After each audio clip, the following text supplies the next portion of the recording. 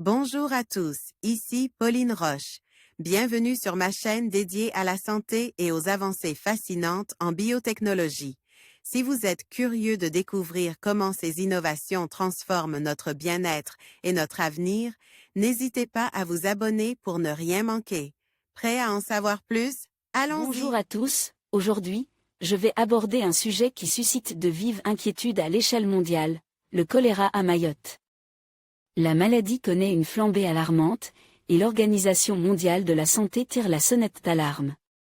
Dans cette vidéo, je vais vous expliquer les causes de cette recrudescence, les conséquences sur la population locale et les mesures mises en place pour lutter contre cette épidémie.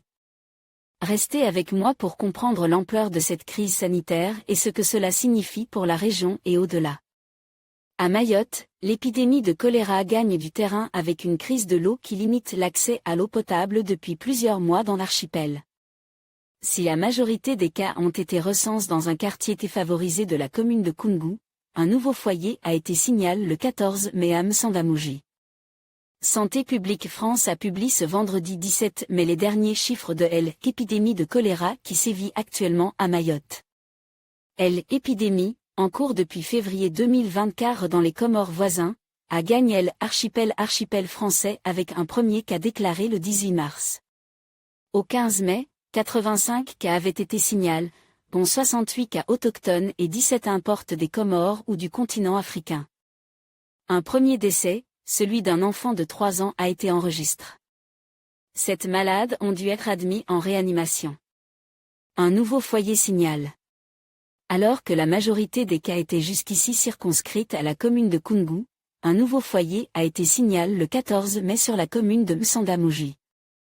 Selon Santé publique France, la situation aux Comores et à Koungou expose Mayotte à un risque de transmission locale sur tout le territoire, en particulier dans d'autres quartiers précaires.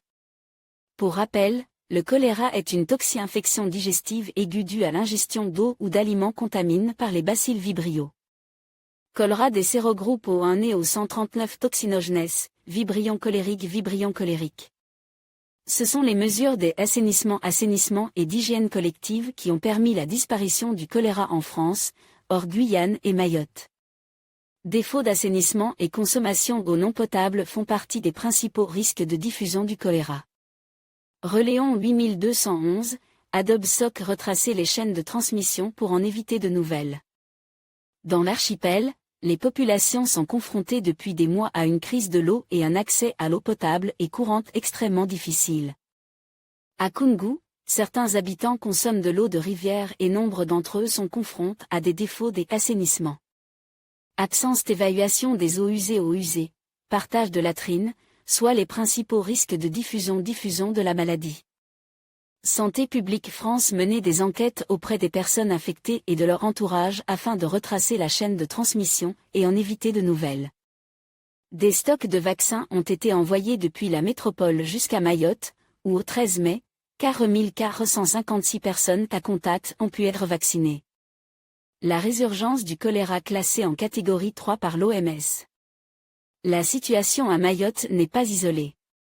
Le 23 avril, l'Organisation mondiale de la santé estimait que la flambée de choléra s'était considérablement aggravée dans le monde. Dès janvier 2023, sur la base du nombre des épidémies et de leur expansion géographique, ainsi que de la pénurie de vaccins et d'autres ressources, l'OMS avait classé la résurgence du choléra en catégorie 3, soit le niveau d'urgence le plus élevé. Selon l'OMS, 473 000 cas ont été signalés en 2022, soit 2 fois plus qu'un auparavant. Des données préliminaires indiquent que plus de 700 000 cas ont été signalés en 2023, rapportaient les Nations Unies en avril. La situation devrait encore s'aggraver en 2024. Du 1er janvier au 28 avril 2024, un total cumul de 145 900 cas de choléra et 1766 décès ont été signalés dans 24 pays repartis. Dans 5 régions de l'OMS, la région africaine enregistrant les chiffres les plus élevés. En avril, ce sont 23 pays qui signalaient des épidémies de choléra. Parmi les causes de cette flambée, l'OMS pointe les effets du changement climatique, sécheresses et inondations fréquentes. Dans les pays d'Afrique de l'Est et d'Afrique centrale. Le manque de vaccins. Autre difficulté, les vaccins contre le choléra, produits seulement en fonction des besoins, connaissent une pénurie critique. Depuis janvier 2023, les demandes de VCO, vaccin antichorique oral, note de la rédaction, ont fortement augmenté, avec 82 millions de doses demandées. Par 15 pays, soit près du double des 46 millions de doses produites au cours de cette période, note l'OMS. Le stock, totalement épuisé en mars, comptait 3,2 millions de doses au 6 mai.